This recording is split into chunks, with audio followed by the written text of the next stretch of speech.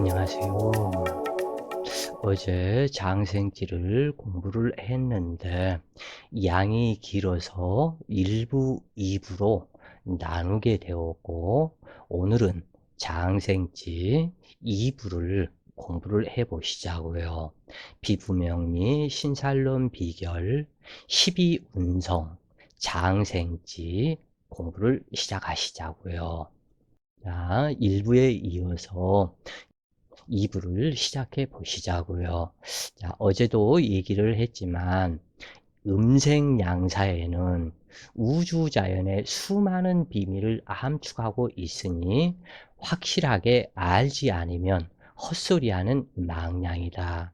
즉 음생양사, 양생음사 이 부분에서는 모든 삼라만상의 모든 것들이 바로 양이 생하는 곳에서 음은 사하고 양기가 사는 곳에서 음은 산다. 즉 하루에서도 태양이 멸하는 그 시점에 음기에 해당하는 밤중이 오게 되고 밤중이 멸하는 그곳에서 양기를 상징하는 낮이 오게 된다. 바로 이 부분과 같다 그래요. 그래서 이것을 음양적 관계인 남자와 여자의 입장에서 이 부분을 본다면 남자는 양기요, 여자는 음기이기 때문에 양기가 세하는 곳에서 음생하고 음기가 사는 곳에서 양생하게 된다. 남녀 관계에서도 이와 마찬가지다 그래요. 그래서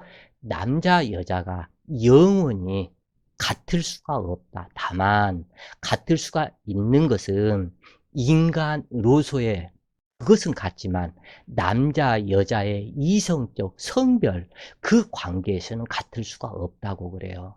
그래서 장생띠는 어머니의 품에서 자라나는 어린아이를 상징하므로 천진난만하고 순수하며 귀엽고 사랑스럽다. 무엇이든지 부모가 시키는 대로 하고 부모의 말을 따른다. 그러므로 부모는 아이가 사랑스럽게 좋은 옷과 음식, 좋은 장난감을 사주고 아낌없이 보호하려고 한다. 그러나 부모로서는 아이를 돌봐야 하므로 많은 신경을 쓰게 되고 과보하는 형상으로 모세자항하므로 아이는 비만해지고 부모는 허약해질 수 있음을 상징한다. 그러므로 허약해진 부모는 힘겹게 살아가고 자식으로 인해서 해야 할 일을 못하는 형상이 될 수 있으니 이 점을 조심해야 할 것이다. 그러나 장생쥐는 어린아이이므로 욕심껏 받기만 할 뿐 거부하는 마음이 없다. 그러므로 부모의 사랑에 대한 감사함, 윗사람에 베풀어준 사랑의 감사함을 잊고 윗사람은 무조건 나를 사랑하는 존재라는 생각이 들어서 윗사람을 이용의 대상으로 삼거나 게으른 성품이 될 수 있는 단점이 있다 그래요.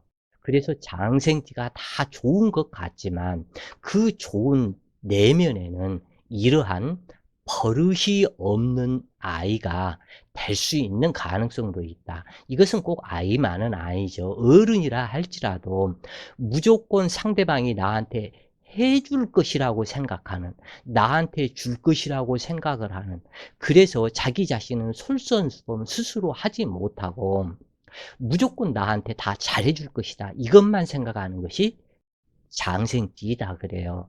그래서 이러한 단점이 있게 된다. 즉 아이가 할아버지 수염을 잡고 흔든다는 말처럼 윗사람에 대한 무례한 행동, 자기 멋대로 하는 행동이 나오기 쉽다. 즉 다시 말해서 윗사람은 무조건 자기에게 잘해줘야만 하는 사람으로 생각할 수 있으므로 무례하고 건방진 끼가 있다.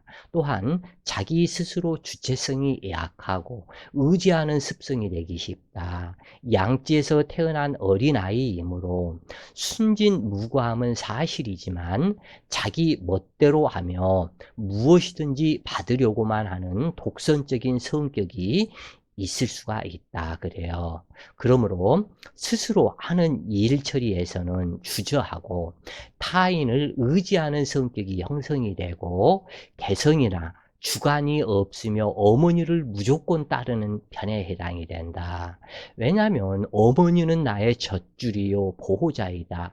그래서 하나에서 열까지 나의 부모, 나의 어머니가 내 집도 사줘, 또는 내 아내, 내 처도 골라줘, 또 이렇게 해서 그 마마보이 스타일로 자기 주체성이 없이 무조건 어머니 또는 윗사람이 다 해주기를 바라는 이러한 습성이 있을 수 있기 때문에 이 부분은 상당히 주의를 많이 해야 된다 그래요. 그래서 이 어머니가 의식주를 책임지며 정성껏 보살펴 주므로 부족하거나 걱정할 필요가 없이 만사태평으로 근심 걱정이 없는 편에 해당이 된다 그래요. 그래서 이 태지에 근심 걱정으로 똘똘 뭉쳐 있는 것과는 다르다. 그래서 근심 걱정이 없이 어머니가 해 주겠지, 아니면 내 처가 하겠지, 아니면 아버지가 하겠지, 누가 다 해 주겠지, 이런 식이다 이거예요 이게. 내가 밥 안 먹고 들어 누워서 아픈 척하면 밥도 먹어 주겠지. 이게 바로 장생지의 단점이다. 솔선수범하는 악착같이 무슨 일을 해나가는 이 부분 기질이 약하다 그래요. 그러나 록지나 왕지가 한 글자 있었다면 그렇지가 않죠 전혀. 그래서 이 부분을 확실히 가려야 하고, 그래서 매사 믿고 의지하고 맡겨버리며 누가 하겠지, 해주겠지 하는 심리가 형성되는데 이 부분이 잘못되면 상당히 문제가 있다 그래요. 이것은 어떻게 보면 외화 내빈으로 굶어 죽는 영상이다. 내 손으로 내가 이 일을 해야만이 뭔가가 되는 것이지, 무조건 하늘에 대고 기도를 하면서 뭐 나 돈복을 주세요, 나 복을 주세요, 절대 복이 애따 너 먹어라 하면서 복권이 땅에 떨어지지 않는다 그런 얘기죠. 그런데 이렇게 허무맹랑하게 누가 다 해줄 것이라고, 물론 긍정적인 그 생각은 바람직한 것이기는 하지만 이러한 단점이 강하게 되면 상당히 무능 나약한 사람이 되어버릴 수가 있다 그래요. 그래서 이것을 다른 말로 한다면 나의 사랑을 아내에게 직접 전해줘야 하는데 타인을 시켜서 전달하라는 것과 같다. 내가 사랑하면 내가 사랑한다고 내 입으로 얘기를 해야지, 또는 내가 갖다 그 사람 옷을 한 벌 사주고 싶으면 내 손으로 직접 사주는 것이 좋은데, 이거 다른 사람이 그 사람을 해주기를 원한다. 그러면 예를 들어서 내 친구, 친한 친구라 해서 친구를 시켜서 야, 내 아내한테 옷 좀 한 벌 사줘야, 내 아내 밥도 한 그릇 갖다 해주고 회식 좀 시켜주고 그래야. 만약에 그런다면 이것이 부부관계라고 할 수가 있겠냐. 이것은 아니다. 이것은 이미 잘못되어 버린다. 그래서 내가 직접 말하는 사랑과 전달하는 차이는 하늘과 땅 차이가 되는데, 다시 말해서 스스로 내려야 할 결정을 타인에게 미루는 격이다. 사람이야 착하다고 하지만 가정 내에서 못을 받거나 고장난 가전제품을 고친다거나 형광등을 갈아 끼운다거나, 또는 부하 직원들이 실수를 세심하게 배려하고 실수하지 않도록 하는 일은 못하고 타인에게 맡기는 식이 될 수 있다. 우리 집 형광등 나갔더라. 형광등 갖다가 가서 그 교체하고 갈아줘. 또는 뭐 나는 그런 거 못해. 당신도 손이 있으니까 당신이 갖다 갈아 끼워. 이런 식이라면 이것은 갖다 큰 문제가 되어버린다 그래요 이게. 그래서 이 부분이 순수하고 그러한 것은 있지만, 이 실수를 해도 왜 그것은 실수이다, 이건 이렇고 저건 저렇다, 세심하게 이것을 배려해서 알려주고 또 다음에는 실수하지 않도록 하는 것이 중요한데 이것을 못하는 시기다 그래요 이게. 그래서 장생지는 인간으로 해야 할 바를 배우는 중요한 시기이다. 그런데 나 자신은 배움을 찾는 것이 아니라 부모와 타인의 강요 때문에 이래야 한다, 저래야 한다는 것에 해당한다. 이것은 하지 마라, 저것도 하지 마라 등의 교육을 받는 시기로 아이로서는 자기를 위함이지만 간섭으로 작용한다. 이것을 지살이라 하며 수동적 인간으로 변하게 된다. 인신사회는 생지로 장생지에 해당한다. 인신사회는 겁탈을 당해본다는 겁살이기도 하며 일찍 부모 곁을 떠나 방랑할 수 있다는 지살, 망신을 당해보는 망신살, 주거의 변동이 심하고 방랑할 수 있다는 역마살에 해당한다.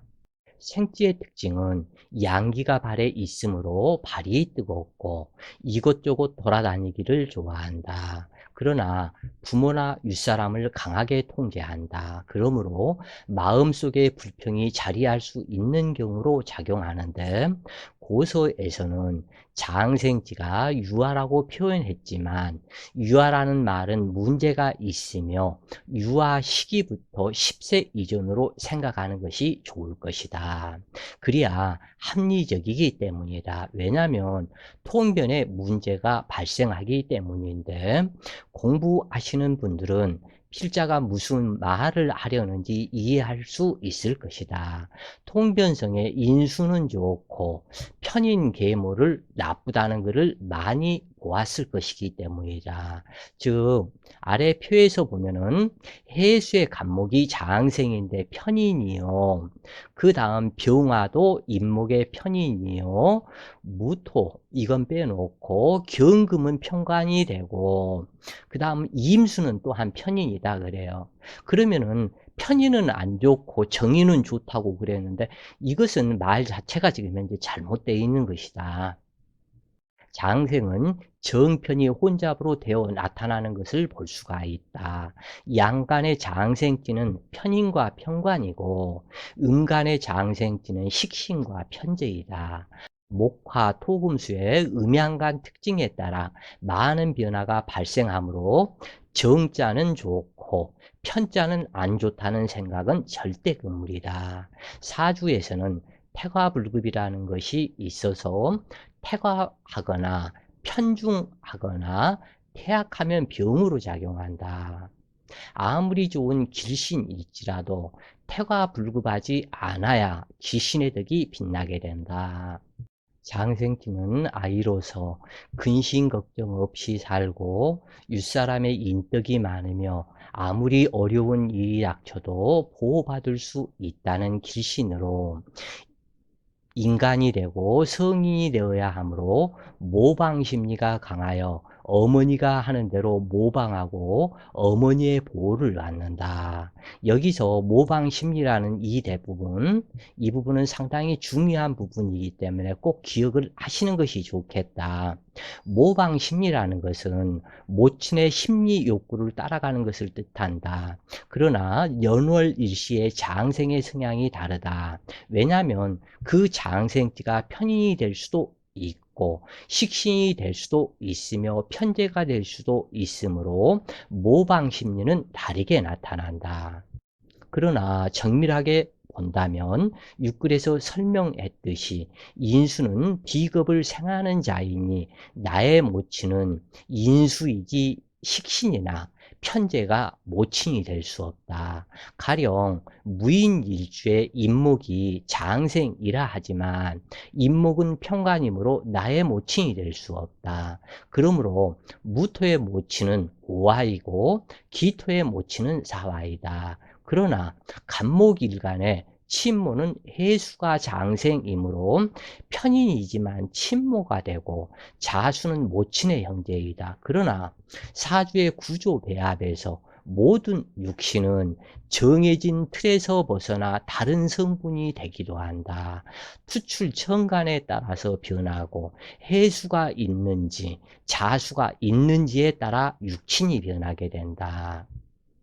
이처럼 정편인 구분 없이 모든 육친은 각기 사주마다 다르다. 다만 고서에서 언급된 육친법은 보편적으로 이해하기 쉬운 형상을 말했다는 점을 기억하시기 바란다. 가령 간목일간에 해수와 자수가 있다면 해수는 편인이며 자수는 정인이 되는데, 기존 명리에서는 자수가 정인으로 친모이며 해수는 편인이므로 서모, 계모라고 말하고 있다. 그런데 포태법에서는 태어남을 상징하는 간목의 장생 글자는 해수이지 자수가 아니다. 그렇다면 과연 간목일간의 친무는 누구란 말인가? 이것에 대한 구분은 쉽기도 하고 어렵기도 하다.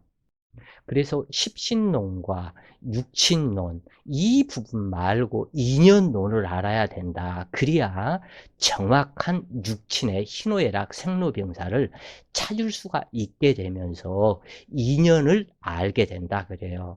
그래서 부모와 나와의 인연, 또 조상과 나와의 인연, 나와 나의 처의 인연, 또는 나와 자식과의 인연. 그래서 인연법을 알아야만 이것을 자유자재로 써먹을 수 있으면서 공부할 수 있게 되는데, 이거 처음 공부하시는 분들은 많이 난감할 것이다. 인연법 맛만 들어봤지 이것이 인연법이다라고 말한, 아직 이 대한민국에 그러한 책도 없었으며 그렇게 글을 써놓은 사람들도 몇 사람 되지도 않을 것이다 그래요. 그래서 이 인연법은 매우 중요한 법칙이다 그래요. 이것 또한 인연이 그냥 형성되는 것이 아니고 하나의 법칙성 안에 법칙으로 자리한다 그래요. 그래서 나를 낳은 자를 찾아야 하는데 일주를 있게 한 자는 조상과 부모이다. 가령 자수가 시지에서 왔고 해수는 연월지에서 왔다면 해수가 친모이고 자수는 모친의 형제이거나 부친의 첩이다.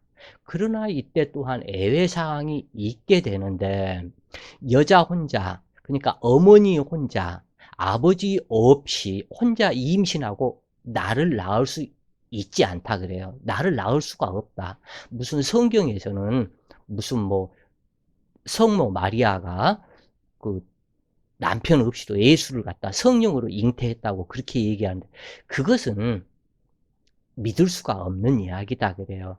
그래서 엄마 혼자, 아버지 없이 엄마 혼자 시집도 안 가고 나를 낳았다면 이것은 뭔가 문제가 있다.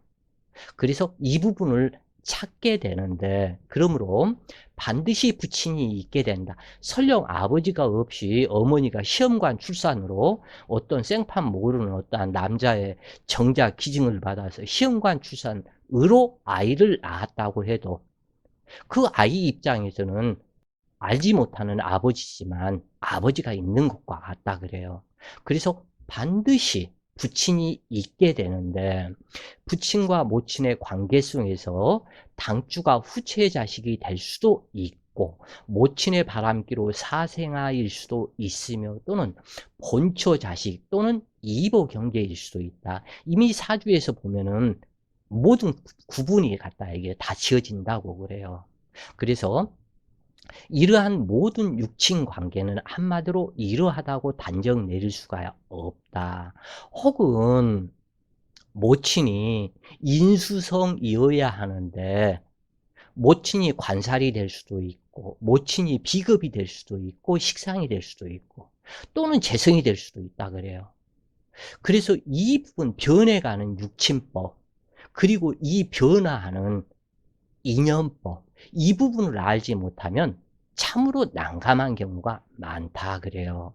그래서 혹은 친모가 나를 낳고 가출하고 부친의 첩인 편모 손에서 성장할 수도 있고, 또는 부친이 가출하고 모친이 편부를 따라가서 편부 손에 성장할 수도 있고, 또는 모친의 친정, 외갓집 또는 조모 손에서 또는 보육원에서 성장할 수도 있는 수많은 변수들이 있게 된다. 그러므로 육친론을 한마디로 이러하고 저러하다고 단정 지을 수가 없다 그래요.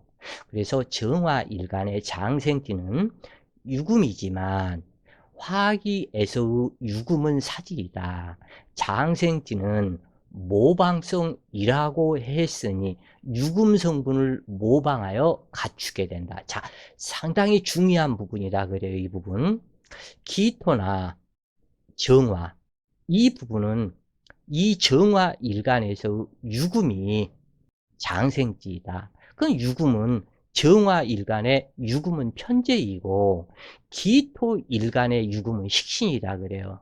그런데 이 정화 일간의 장생지, 편재 유금이지만 이것을 이제 이렇게 마시라. 이게 답이 여기 아무것도 아닌 것 같지만 굉장히 중요한 답이다 그래요. 지금 현재 이 부분이. 그래서 화기에서의 유금은 사지이다. 장생지는 모방성, 아까 얘기를 했죠. 그 외우시라 그랬죠. 장생지는 모방성이다. 그래서 이 부분이 모방성이라 했으니 유금 성분을 모방하여 갖추게 된다. 실질적으로 요 유금에서 유금이 기토를 장생지라고 그래서 이 기토의 식신인 유금이 기토를 낳는 것이 아니고 정화의 편재 유금이 장생지라고 그래서 이 유금이 정화를 낳는 것이 아니고 장생지는 모방성. 그래서 유금 성분을 모방하여 갖추게 되는 성분으로 나타난다. 즉 무토 역시도 인목이 장생지인데 인목 장생지 관성의 모방성, 이 부분을 무토가 갖추게 된다 그래요. 이게 상당히 중요한 부분이다. 이 부분이. 이거 대한민국 어떠한 책에서도 이러한 글귀 자체를 본 적이 없다. 써진 글이 없다고 그래요. 이것이. 그만큼 이것이 중요하다. 즉 다시 말해서 유금은 사지이지만 월지 환경의 영향으로 유금도와 문창성의 공부와 유금에 관련된 모방 심리로 작용된다고 보면 될 것이다.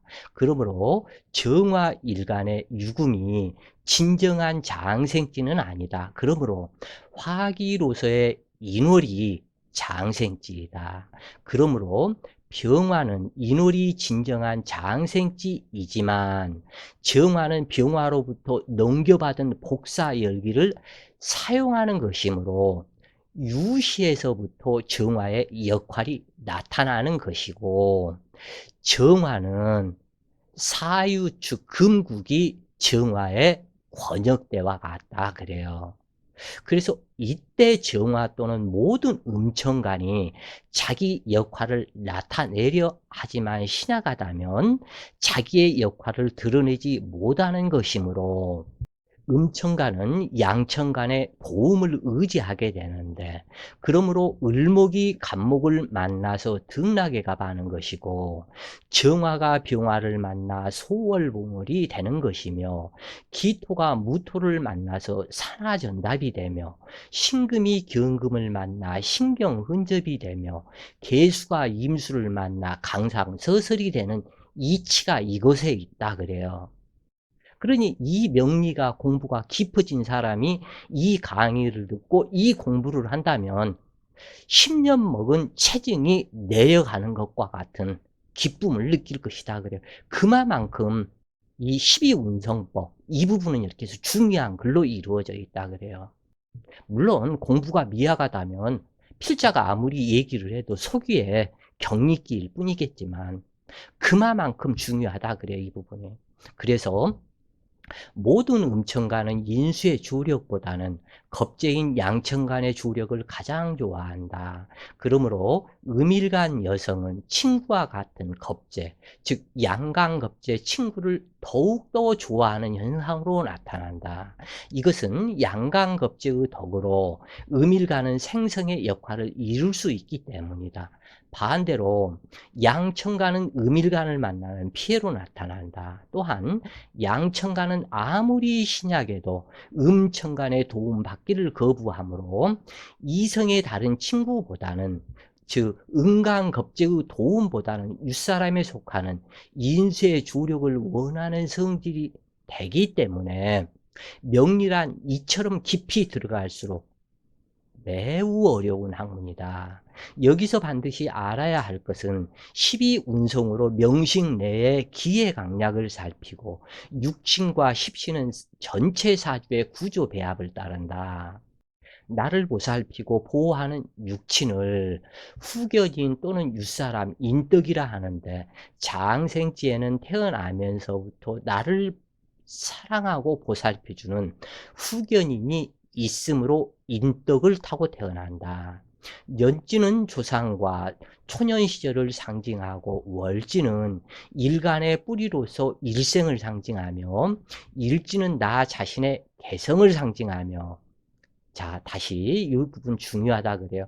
년지는 조상과 초년 시절을 상징하고, 월지는 일간의 뿌리로서 일생을 상징하며, 일지는 나 자신의 개성을 상징하며, 그리고 배성을 상징한다. 배우자를 상징한다. 시지는 자식과 말년의 결실을 상징하며, 월지나 일지의 장생으로 희신이라면 성품이 원순 원만하여 후견인의 은총을 누리게 된다. 호태법에서 후견인의 인덕을 타고 태어나는 지지는 장생지와 양지뿐이다. 자기 사주에서 신약하면서도 장생지가 연월일시에 한 글자도 없다면 이미 후견인의 인덕이 없음을 상징하므로, 자수성가로 자신의 인생을 개척해야 할 것을 상징하므로 이것을 능동적이라고 한다. 아마 여러 번 읽어보셔야 될 거예요. 그 수동적, 능동적 관계에서의 여러 가지 이 부분의 통변. 그러나 신약하면서 월장성이 용신이 되어 준다면 만인이 어머니의 젖줄이며 후견인이요 보호자로서 어디를 가나 귀여움을 받고 보살핌을 누리게 된다. 그 이유는 알고 보면 간단하다 그래요. 갓난아기처럼 순진하고 원만하며 누구나 생모처럼 따르고 착함으로 무엇이든 좋은 것을 주고 싶어 한다. 그런데 태지에서는 순수하다고 그랬는데 여기에서는 순진하다고 그랬죠. 그 차이점, 순진과 순수의 차이점을 알아야만 이것을 또 해석을 하겠죠. 어찌되었건 이 태지에서는 순수 그리고 또 모방성 이러한 부분은 단 한 글자도 안 써져 있죠.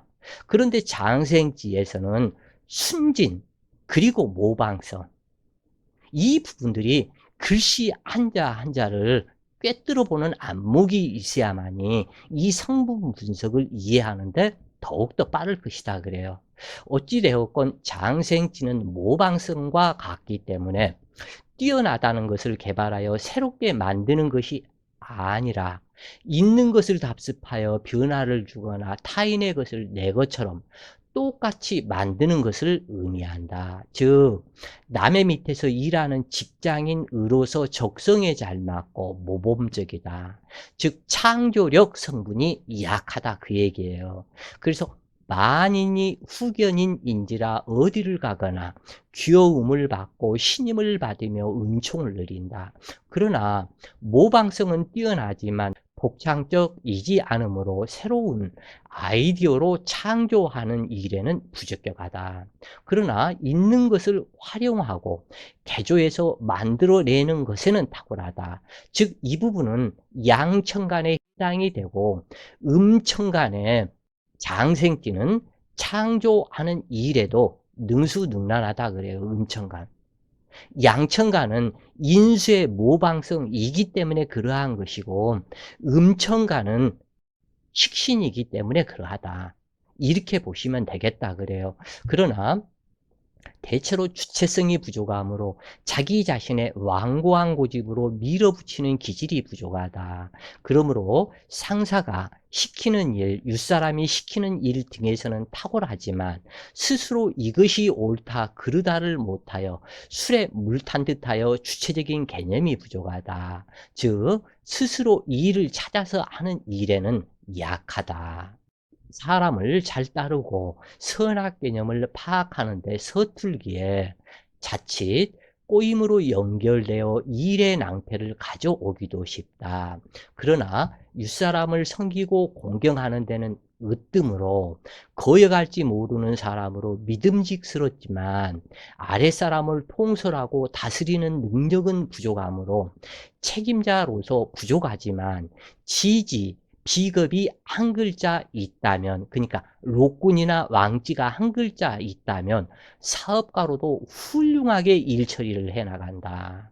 신약하여 생지를 의지하는 구조라면 평생 인덕을 누릴 수 있는 행운아이지만 후견인을 외면하고 스스로 독립하는 것은 마치 어린아이가 어머니의 젖꼭지를 외면하고 독립하려는 것처럼 무모하고 위험한 모험이며 불장난과 같아서 실패와 비극을 초래할 수 있는 위험이 있다. 천성은 하늘에서 결정되어 타고나는 것이다. 인간의 운명은 천성인 성격에서 이루어지므로 천성에 따르면 행운을 누리고 천성을 거역하면 불행과 비운을 초래하게 된다. 이것이 12운성의 비밀이다. 성격의 뿌리인 포태법에서 가장 순하고 착한 행운아의 운성이 장생이다. 그러므로 부모, 조상, 윗사람 덕의 평안함을 누리지만 양지와는 달라서 친부모로부터 평안함을 누리는 것이 아닌 편모나 수양부모 고아로서 타인을 부모로 삼고 복을 누릴 수도 있다. 그러므로 행운의 스승을 만나는 또는 행운의 윗사람을 만나는 조건이 양지이다. 이제 이렇게 글을 몇 번을 교정을 했어도 이렇게 해서 보면은 교정할 글들이 앞으로도 엄청 많더라 그래요. 그래서 이렇게 강의를 하면서 중간중간 또 원본 교정을 하고 있다 그래요. 그래서 책으로 이 출간이 되면 모든 글귀들이 또한 많이 바뀔 것이다. 자, 하여간 그런가 하면 장생은 부모의 애착으로 부모를 벗어나기 힘든 조건이 성립되는데 태어나면서부터 일생 후견인의 은총을 누릴 수 있어서 인인성사할 수 있지만 대립하고 이기고 대결하는 것에는 부족하고 끊고 단절하고 타인 위에 올라서서 호령하고 자기를 따르게 하는 일에는 한계점이 있게 된다. 장생지는 윗사람의 인덕이나 조언을 먹고 살아가야 하지만 스스로 사업을 일으키기에는 좀 부족하다 그래요. 그래서 이 신약한 사주로서 장생지를 의지하는 사람이 자기 사업가가 되겠다고 한다면 반드시 록군 지지나 아니면 왕지 지지가 한 글자 있다면 사업가로서도 훌륭하지만 장생지만 있고 월지 장생지가 특히 인수이고 비겁이 일간 혼자 있다면 절대 사업에서는 안 된다. 일생 직장 생활로 만족하는 것이 좋겠다. 어찌되었건 이 장생지는 윗사람의 인덕이나 조언이 신약하면서 사업을 하게 되면 인덕과 조언이 끊어짐을 상징한다 그래요. 그래서 정보력 부족으로 등등 능력 부족으로 사업 실패로 이어지게 된다. 월지나 일지장성을 타고 태어난 사람은 어려서뿐만이 아니고 성년이 되고 장년이 되어도 그 타고난 천성은 언제든지 어린아이의 천성과 같다. 사주를 감명할 때 월지장성이 있으면 이 사람 참 착하고 원만 원순하거나 하면 틀림이 없다 그래요. 그래서 어려서만 어머니의 보호를 받고 귀여움을 독차지하고 사는 것이 아니라 일평생 윗사람의 보호가 따른다. 그러나 자칫 어머니의 과보로 남명의 경우 부부간의 갈등을 모친이 자처하는 경우가 많으며 또는 모친이 처성을 헐뜯거나 모함하여 부부의 정을 단절시키기도 하는데 그러므로 여명의 경우 결혼한 자식에게 지나친 근심 걱정과 딸 집에 너무 자주 찾아다니고 사위에게 이래라 저래라 간섭하며 부부싸움을 했다면 이혼시킬 것처럼 하는 철없는 모친이 되는 경우도 많은데 요즘 시대 특히 더 많다고 그래요.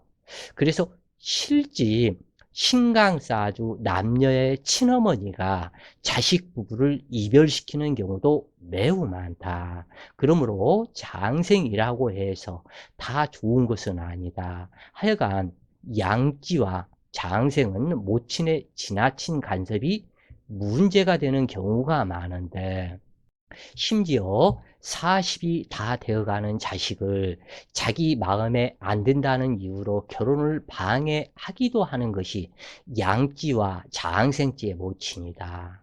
이것이 나쁘다고 할 수는 없으나 지나친 사랑이 집착으로 문제가 되어서 나타난다. 그래서 월지장생이나 일지장생에 있는 사람들, 그 사람들은 그 사람들 감명을 할 때 어머니가 지나친 집착을 하지 않냐, 하나에서 열까지 매사 이래라 저래라 하지 않느냐, 이 얘기를 하면 어떻게 그렇게 잘 아시느냐, 우리 집에 와서 본 것 같다, 이렇게 말하는 분들도 꽤 많다고 그래요. 그래서 이러한 부분들이 일지에 록궁과 왕지가 있느냐, 사주 구조가 어떻게 되어 있느냐, 이러한 부분을 또한 판단을 해야 되겠죠. 무조건 장생띠가 있다고 그래서 다 그런 것은 아니다 그래요. 그 어머니의 사주격 자체, 어머니 인수의 사주격 자체를 판단을 해야 되겠죠. 그러니까 내 사주의 인수 성분을 판단을 해야 되겠죠. 어찌 보면 친어머니가 자식 부부의 사랑을 시기 질투하는 것과 같다. 명리를 공부한다는 것은 나의 환경을 이해하고 더욱더 좋은 쪽으로 전체를 아울러서 보는, 즉 하나의 나무를 보기 위해서 습을 보고 그 나무를 보는 전체적인 자연 공부가 사주명리이다. 그러므로 현명한 인생을 살도록 하는 지침서이며 진리이고 신계의 프로그램이며 계획표이고 숙명이고 운명이다. 하여간 일지장생은 성인이 되어 결혼하면 아내의 간섭과 어머니의 간섭 속에 심한 스트레스로 작용하고 모처 불화하기 쉬운 단점이 되어서 나타나기도 한다. 성장하기 전까지는 부모의 사랑 속에 보호를 받지만 결혼 후에는 여성은 남편의 보호를 받아야 하고 남자는 처와 가정사를 상의해야 하지만 어머니, 부모, 형제 등의 지나친 간섭과 과보호로 마마보이 특징으로 성장한다면 모친이나 처가로 인하여 애로사항이 발생할 수밖에 없을 것이다. 옛말에 여자가 결혼을 하면 친정과는 멀어야 좋다는 말이 있는데 병인 일주나 임신 일주 여성은 남편보다 친정 부모를 또 의지하고 친정 부모가 사위에게 감나라 대추나라 간섭하며 부부정이 멀어지고 결국 헤어지는 일도 있다. 장생지를 의지하는 구조라면 태어나면서부터 귀염둥이로 자라고 귀염받을 짓을 하면서 살아가지만 나이에 맞는 어른스러움과 주체정신이 확실해야 하지만 타인의 말에 휘둘리는 경향이 강한 편으로 의타심이 없어야 기라다. 12운성 중에 인덕을 타고 태어난 것은 장생뿐이다. 그러므로 의식주에 큰 걱정 없이 살아간다. 시장생을 만나고 시신이 된다면 노후에 자식덕이 있고 자손의 효도를 받으며 노후가 행복하다. 그러나 장생지는 독창력이 부족하고 독립심도 약하다. 그러므로 스스로 독자적으로 분가하기는 어렵다. 그러므로 장생을 의지하는 구조라면 부모를 모시고 한 집에 살 가능성이 많은데 조상 부모의 유업을 물려받아 조상의 유업을 지키며 살아가기가 쉽다. 부모가 집을 사주고 회사를 물려주고 살아가는 것에 걱정 없이 살게 함으로 온실 속의 화초와 같아서 문제가 되기도 한다. 순수하고 여린 것이 나쁜 것은 아니지만 남을 보호할 능력이 부족하다. 그러므로 회사에서 중역까지는 좋지만 사장이나 회장이나 최고 책임자가 되는 것은 통치력이 부족하여 실패자가 되기 쉽다. 장생은 직장인으로서는 최고이다. 인덕이 있으므로 어디를 가도 의식주가 마련이 된다. 그러므로 욕심을 내서는 안 된다. 이것이 장생지의 진실이다. 만약 신약하여 생지를 의지하는 구조라면 사업가로서는 부족하지만 직장 생활에 만족하는 것이 길하다. 난명의 성교는 강한 편이지만 마음이 불안하면 엉뚱한 결과를 초래한다. 조용한 분위기에서는 담대하게 즐기는 타입으로 상대의 환영을 받는다. 남자가 정력 부족이라면 매사 무기력하고 성취욕이 부족하므로 성공하기도 어렵게 되는데, 또한 정력이 강한 자는 사람이 원만하여 신경질을 부리지 않으니 가정이 화목하여 집 밖으로 웃음소리가 새어나온다. 그러나 병적으로 너무 강하다면 이것은 부족함만 못한 것이니 오히려 흉하다. 여명은 온순한 냉정형으로 기교가 없다. 상대가 이끄는 대로 순응할 뿐이다. 때로는 상대가 불만을 토로하기도 하는데 그래도 반응이 없다. 그러나 각자 명식마다 차이점이 있다. 자, 여기까지 해서 장생지 1부와 2부를 끝내고, 자, 내일은 목욕지, 목욕지에 대해서 내일은 공부를 해 보시는데, 목욕살은 도화살과 같다. 그렇죠? 그래서 도화살, 내일은 도화살을 해 보고, 자, 오늘도 좋은 시간 되세요. 화이팅!